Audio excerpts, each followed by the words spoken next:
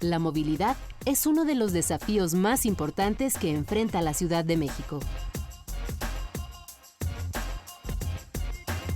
Es considerada una de las urbes con el mayor porcentaje de congestión vehicular en el mundo. De acuerdo con el índice internacional TomTom, un conductor pierde en el tráfico más de 200 horas al año, algo así como 9 días y medio. La plataforma Sin Tráfico revela que este problema le cuesta a la ciudad 150,000 millones de pesos anuales en productividad, impacto ambiental y consumo de combustible. ¿Podremos acabar con el tráfico y reducir los tiempos de traslado en la Ciudad de México? Acompáñanos a descubrirlo.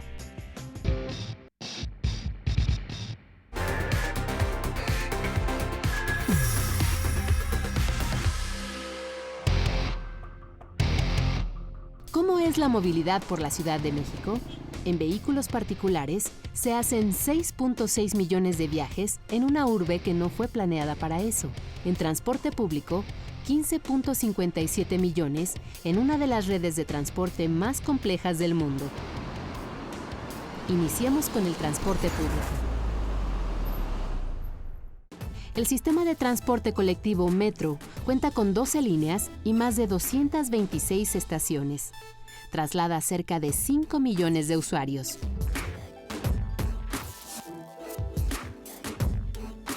El Metrobús, con 7 líneas y 239 estaciones, transporta alrededor de 1.5 millones de pasajeros. El servicio de transporte eléctrico se divide en el trolebús con 8 líneas y una longitud de operación de 203 kilómetros y el tren ligero, que opera en las alcaldías de Coyoacán, Tlalpan y Xochimilco. Entre ambos hacen 250,000 viajes. La red de transporte de pasajeros, RTP, tiene más de 1,300 unidades en las que mueve en promedio 300,000 personas al día. El resto de los viajes se realizan en autobuses, microbuses y combis con más de 105 rutas.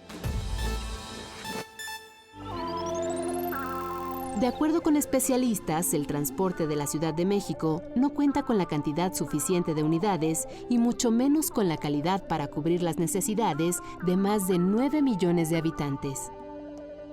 A esto hay que sumarle 4.2 millones de viajes diarios que cruzan del Estado de México hacia la capital del país, la mayoría de los municipios de Ecatepec, Tlalnepantla, Naucalpan y Nezahualcóyotl, así como de Tizayuca en el estado de Hidalgo. Sí tenemos claramente es un problema de calidad en el servicio y de tiempos de viaje, ¿no? Entonces, aunque todavía la mayoría de los viajes en la ciudad se hacen en transporte público, y eso es una buena noticia, no son viajes que realmente la gente se sienta cómoda haciendo, sino que es como la carga que te toca por tener que usar el transporte público. Y quien puede escapar del transporte público, escapa lo antes posible con algún medio privado de transporte. La falta de eficiencia en el transporte público y la saturación del tráfico vehicular provocan estrés, pero también impiden la realización de actividades cotidianas.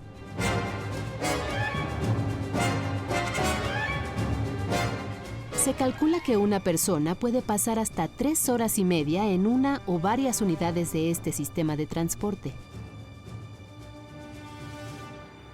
El principal problema que tenemos de movilidad en la Ciudad de México es que tenemos un sistema de transporte fragmentado, ¿no? Donde realmente hay distintos servicios de transporte con distintas calidades que llegan a distintos lugares y no están bien interconectados, no están planeados en conjunto. Y eso creo que es el reflejo y realmente es como le ve la gente de desigualdad realmente sustantiva, porque hay personas que tienen que empezar su día a las 4 de la mañana en la periferia de la ciudad para poco a poco irse moviendo hacia el centro, donde son las zonas de trabajo. Evidentemente las personas que viven más lejos son los que hacen los peores viajes en términos de calidad y en términos de tiempo. El Instituto de Políticas para el Transporte y el Desarrollo indica que uno de los principales problemas se concentra en el transporte concesionado, autobuses, microbuses y combis, por su mala calidad y desorganización. señala que hasta ahora las políticas de movilidad solo se habían enfocado hacia las personas de nivel socioeconómico alto, es decir, los que usan transporte privado y servicios de aplicación móvil. Vemos cómo estos beneficios de las tecnologías móviles, de las tecnologías de la información y la comunicación llegan a un pequeño grupo de la población que tiene una tarjeta de crédito, que tiene un teléfono móvil con un buen plan de datos y que vive en una zona, digamos, de alto valor, que es donde se concentran los viajes de Uber y Didi, y es donde también están los servicios de micromovilidad, como las bicicletas con anclaje, sin anclaje, patines del diablo. Pero no estábamos viendo que estos beneficios llegaran al usuario del transporte público, donde se mueve más de la mitad de la población. Incluso afirman que las rutas de autobuses y microbuses fueron diseñadas con criterios políticos y no de acuerdo a las necesidades de los usuarios. La gente se tiene que cambiar muchas veces de microbús para llegar a un destino. Y eso es porque las rutas no están establecidas en función de los viajes que hacen las personas, sino entre los acuerdos políticos que se hicieron desde los años 90 de cómo podían operar ciertas rutas a ciertos destinos. Quienes se desplazan en su propio vehículo tampoco tienen mucho margen de maniobra. Son 5,5 millones de autos los que circulan por las calles de la Ciudad de México, llevando 1.3 personas en promedio. Todos los días, incluso sábados y domingos, una planta vehicular de este tamaño y la mala planeación de la capital del país, entre otros factores, provocan la saturación en vialidades primarias y secundarias. Es tan grave esta situación que Sin Tráfico, plataforma que monitorea y analiza la velocidad en las calles, la congestión vial y el transporte público, calificó a esta ciudad como la más lenta en movilidad de todo el país. ¿Qué significa esto? Que en horas pico, un vehículo puede avanzar a una velocidad de 13.4 kilómetros por hora. En 1990, el promedio era de 40 kilómetros por hora. Esta situación provoca que los automovilistas pierdan más de 2 horas al día en traslados dentro de la capital y hasta 5 horas en el área metropolitana. Como Rodrigo. Todos los días viaja desde Nezahualcóyotl, Estado de México, hasta la alcaldía de Coyoacán, en la Ciudad de México. En su trayecto ha llegado a invertir hasta 5 horas entre ida y vuelta. Su viacrucis hoy inicia a las 7:30 de la mañana. Pues esta es una de las rutas de acceso para la Ciudad de México y a esas horas de 7 a 9 es 35, 40 minutos en un pedazo de 1,5 kilómetros. Y pues sí, claro que me encantaría vivir cerca de mi trabajo, pero bueno, pues la razón en México no está tan fácil como para poderme cambiar de casa, alquilar algo más cerca de mi trabajo. Y pues bueno, pues me tocó vivir hasta acá, ni modo. Es la opción que tengo, ¿no? Ir hasta allá a trabajar todos los días. Me tengo que levantar aproximadamente 3 horas antes de mi hora de entrada. Procuro arreglarme en media hora y pues lo demás, las 2 horas más de camino, ¿no? Sumando ida y regreso de los viajes serían como 4 horas y media. Entonces ese tiempo me gustaría aprovecharlo pues para salirme a correr, hacer un poco de ejercicio, arreglar mi casa, lavar mi carro. Hay muchas cosas que puedes hacer con ese tiempo, estar con tu familia. Durante el trayecto, Rodrigo trata de cambiar su ruta para ahorrar tiempo. Conozco muy bien los horarios críticos en las avenidas principales de la ciudad. Y pues siempre trato de darles la vuelta, de esquivarlos, de irme por un atajo o por otro, que hacen que me ahorre 5 o 10 minutos, pero de esos 5 en 5 pues me voy ahorrando o voy haciendo tiempo y llego a lo mejor a 15 minutos antes a mi trabajo, que bueno, eso en esta ciudad pues ya es una ganancia, ¿verdad?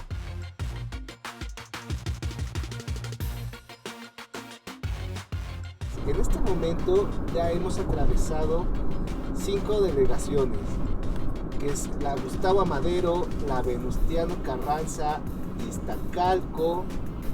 Esta es la Benito Juárez y en unos cuantos metros más vamos a llegar a la delegación Coyoacán, que es en donde está situada la empresa donde yo trabajo. Creo que el regreso es el doble de pesado porque ya traes el cansancio de tu trabajo, el estrés de que todo el mundo también quiere llegar rápido a su casa. El tráfico se conflictúa mucho en avenidas principales. Podría buscar otra opción y ahorrarse dinero y estrés, pero esto representaría invertir 40 minutos más al día en el transporte público. Una ventaja que tengo de utilizar el transporte público pues es de que no me estreso al manejar. Hago un poquito más de tiempo, unos 15, 20 minutos más. Lo que sí es que utilizo 3 medios, o sea, 2 autobuses y el metro para poder llegar pues a mi destino final. Si me fuera completa esos 15 días al trabajo, me gastaría como 400 pesos en transporte. Y si me voy en carro, semanalmente le tengo que poner 450, 500 pesos. Después de poco más de 2 horas, llegó a su destino. Pues en este momento estamos llegando a nuestro destino final, por fin. Y pues bueno, vamos a darle, vamos a trabajar y vamos a continuar en la ciudad. Vamos a salir a transitar esta ciudad de locos. A la falta de planeación y al excesivo número de vehículos se suman otros problemas, como la mala sincronización de los semáforos. Para solucionarlo, el gobierno capitalino invertirá 300 millones de pesos en la instalación de 100 semáforos inteligentes que tendrán una programación automática. Es que hay soluciones de ingeniería de tránsito, sobre todo en las intersecciones más complicadas, donde no está bien diseñadas las fases semafóricas, donde no está bien diseñada la infraestructura y donde no se cumplen reglas básicas de convivencia por parte de los automovilistas que sí podrían reducir los tiempos de viaje. Otro problema grave es la falta de educación vial y la mala conducta de los automovilistas.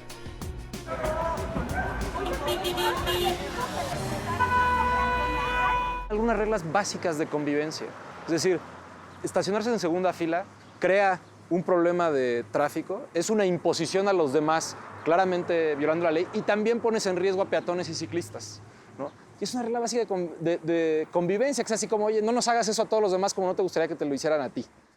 Una de las alternativas para hacerle frente son las fotocívicas, que sustituyeron a las fotomultas. Son sanciones para quienes violan el reglamento de tránsito y son captados infraganti por las cámaras instaladas en las principales vialidades. La multa ya no se paga con dinero, sino con cursos de educación vial y servicio comunitario.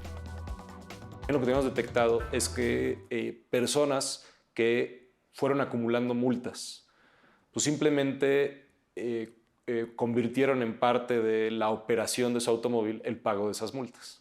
Es decir, en vez de decir, si me multan, cambio mi comportamiento, es bueno, pues agrégale gasolina, refrendo, crédito y lo que me cueste de fotomultas este año, ¿no? Y entonces, pues, ¿cuál es el objetivo de una sanción? Cambiar el comportamiento. Una sanción que no está cambiando el comportamiento y simplemente sirve como forma de recaudo no tiene sentido. Este programa solamente se aplica a los autos particulares de la Ciudad de México. Funciona de la siguiente manera. El sistema de fotocívicas detecta la placa de cada automóvil. Cada placa tiene 10 puntos que se irán perdiendo con cada falta al reglamento de tránsito. Conforme cometas una infracción detectada por cámaras y radares, se te va a quitar un punto. Los primeros 2 puntos que pierdas vas a recibir una amonestación. Del tercer punto, para poder verificar en ese ciclo tu automóvil, tendrás que tomar un curso en línea. Cuarto punto es un curso en línea avanzado. Quinto punto, un curso presencial. Y ya a partir del sexto punto son 2 horas de trabajo comunitario que se van acumulando. El trabajo comunitario implica limpieza, pintura o restauración de centros públicos educativos, de salud o de servicios. Obras de reforestación u ornato en lugares de uso común.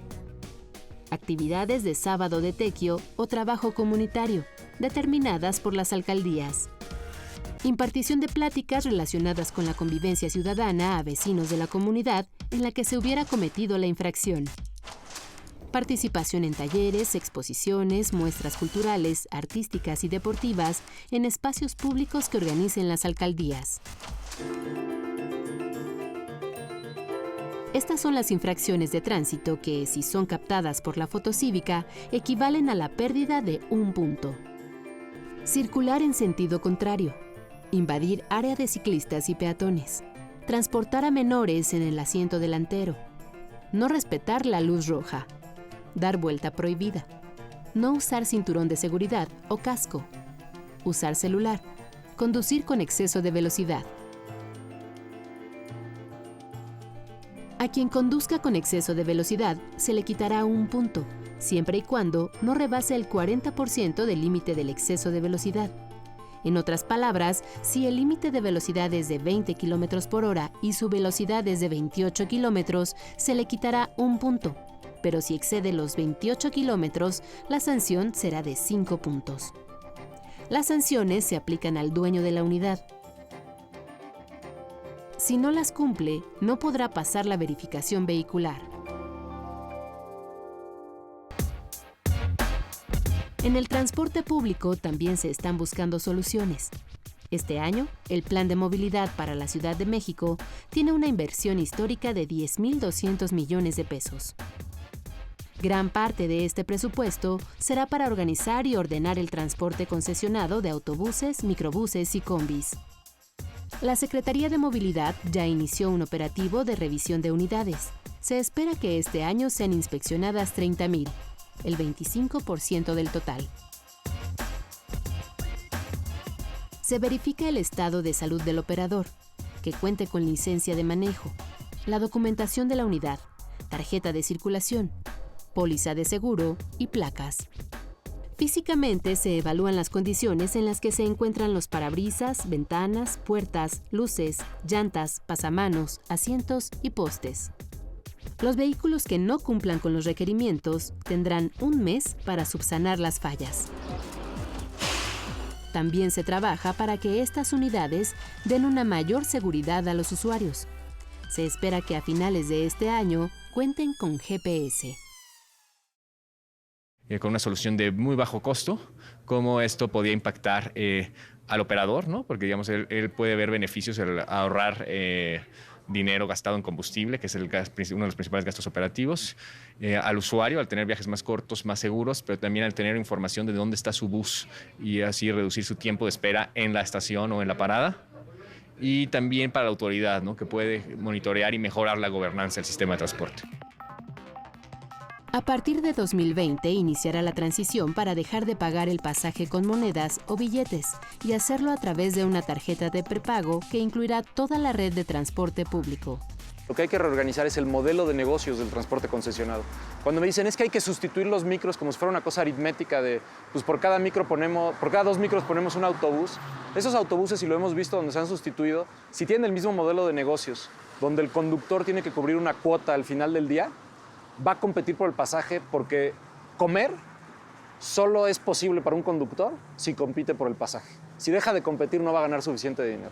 Entonces tenemos que cambiar ese modelo de negocio. Para mejorar la movilidad en el metro se destinaron 2.000 millones de pesos con el fin de poner a funcionar 101 trenes que actualmente están fuera de servicio. Se ampliará la línea 8 y se conectará la estación Constitución de 1917 con la de Santa Marta de la línea A. En 2021 se terminará la ampliación de la línea 12, que estará conectada con la estación Observatorio de la línea 1. La línea 3 del Metrobús será ampliada hasta el Metro Zapata. La línea 2 del Metrobús, que va de Tacubaya a Tepalcates, llegará hasta la estación del Metro Santa Marta, por la calzada Ignacio Zaragoza, con el fin de desahogar la línea A del metro. Y la línea 5 del Metrobús tendrá 20 kilómetros más de cobertura y se extenderá hasta la glorieta de Vaqueritos. Para reducir los tiempos de espera, RTP, la red de transporte de pasajeros, aumentará su flota de 1.100 a 1.500 autobuses y se sustituirán las unidades obsoletas. En el sistema de transporte eléctrico se comprarán al menos 100 unidades en los próximos 5 años. En el tren ligero se hará una inversión de 200 millones de pesos para recuperar 3 trenes. Finalmente, para 2020, un nuevo transporte público circulará en la periferia y las zonas altas de la Ciudad de México, el cablebús. Contará con 4 líneas: Cuautepec, Indios Verdes, Sierra Catarina, Ermita, Ajusco, Universidad y Avenida Tamaulipas, San Antonio. Las 2 primeras líneas iniciarán su construcción este año y tendrán un costo de 3,000 millones de pesos. Otra opción alternativa para la movilidad en la Ciudad de México son las bicicletas y monopatines. Bueno, la Ciudad de México se ha caracterizado por creer que hay muchísimo tránsito, pero cuando cuestionas cómo te mueves te das cuenta que muchos de los viajes que parecerían muy largos son menores a 5 o 8 kilómetros. Es ahí donde modos de transporte como la bicicleta, caminar o otras alternativas de movilidad son muy eficientes. ¿Qué pasa? Cuando tú vas en el auto, mides tus traslados por el tiempo que estás detenido en el tránsito. Cuando cambias de modo de transporte, empiezas a medir tus traslados por la distancia o por lo que descubres. Sabemos que en la zona metropolitana la gente invierte hasta el 30% de su ingreso en sus traslados o en el transporte. Entonces, el tener un modo de transporte que estás quemando tus propias calorías o que estás no gastando nada de dinero es muy eficiente. O en el caso de Ecobici. Ecobici es el sistema de bicicletas públicas de la Ciudad de México, que tiene un costo de 439 al año y es el modo de transporte más económico de la ciudad. Es 1 peso con 20 centavos al día y puedes hacer todos los viajes que quieras, menores a 45 minutos. En el caso de Ecobici, sabemos que el 22% de quienes usan el sistema dejaron el auto en casa y optaron por usar la bicicleta como modo de transporte. O sea, ahí nos damos cuenta que sí hay una gran cantidad de personas que dejan el auto en casa. El aumento de ciclistas en los últimos años ha sido notorio.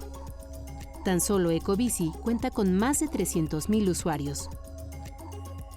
Datos de la Secretaría de Movilidad señalan que antes de que existiera la ciclovía en Reforma, solo pasaban 80 ciclistas diarios por esa avenida. Hoy en día lo hacen más de 8,000. Con estas nuevas opciones en movilidad, monopatines y bicicletas sin anclaje, vienen también nuevos retos. Por un lado están quienes los utilizan como medio de transporte alternativo y por el otro, quienes los consideran un riesgo para los peatones o una potencial causa de accidentes. Ante esta disyuntiva, la Secretaría de Movilidad publicó los lineamientos de operación para regular este tipo de transporte. Nosotros hicimos una evaluación y dijimos, bueno, si ofrecen una opción de transporte para algunas personas, sí tienen consecuencias negativas, entonces tratemos de mitigar las consecuencias negativas y aprovechar las positivas. No podrán circular a más de 25 kilómetros por hora. No deben bloquear banquetas ni pasos peatonales. Está prohibido dejarlas en estaciones de transporte público, paradas de emergencia e hidrantes, carriles de circulación vehicular, zonas de estacionamiento para personas con discapacidad, rampas de acceso vehicular particulares, así como en áreas de valor cultural y ambiental como el Bosque de Chapultepec. Los usuarios que no cumplan estas reglas serán sancionados.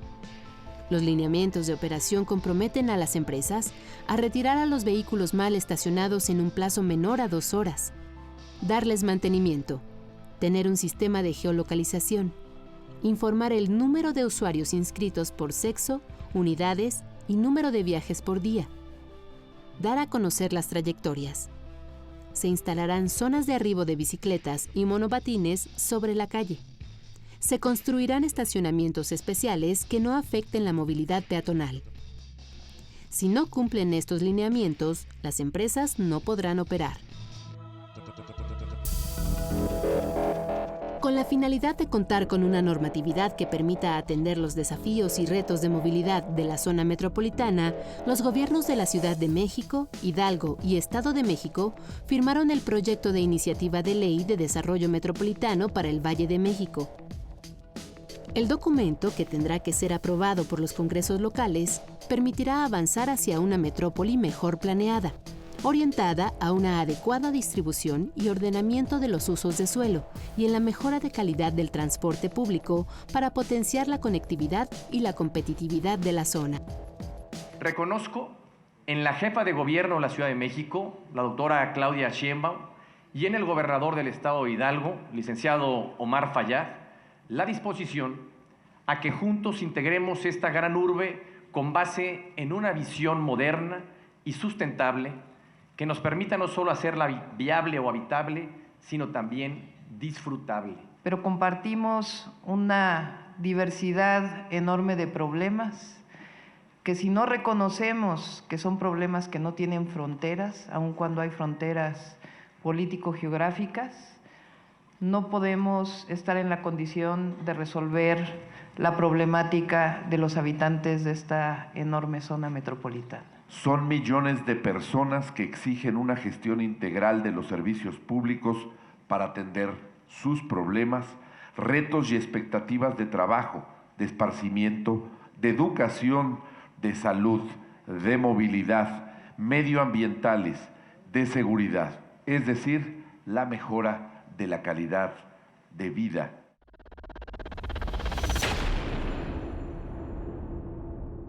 Es difícil en una ciudad de este tamaño y con estas características pensar que realmente podemos bajar mucho los tiempos de viaje en automóvil en el corto plazo. Porque por una parte hay un tema de desarrollo urbano, es decir, dónde la gente puede escoger vivir y dónde puede escoger trabajar, pues determina las distancias. Y entonces en esas distancias, cuando tienes a muchas personas haciendo ese viaje todas las mañanas y todas las tardes, que están sincronizados los horarios, pues es muy difícil pensar que hay una reducción sustantiva. El esfuerzo es y será extraordinario. Sin embargo, no será en el corto plazo cuando se pueda ordenar el desorden urbano, reducir considerablemente los tiempos de traslado o contar con un transporte público a la altura de una de las más grandes capitales del mundo, la Ciudad de México.